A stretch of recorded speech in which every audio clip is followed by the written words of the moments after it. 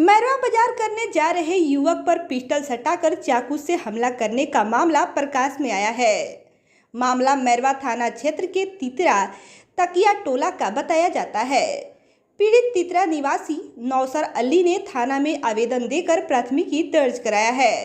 उसके आवेदन के अनुसार 18 मार्च की शाम 5 बजे बाइक से मैरवा सामान खरीदने आ रहा था।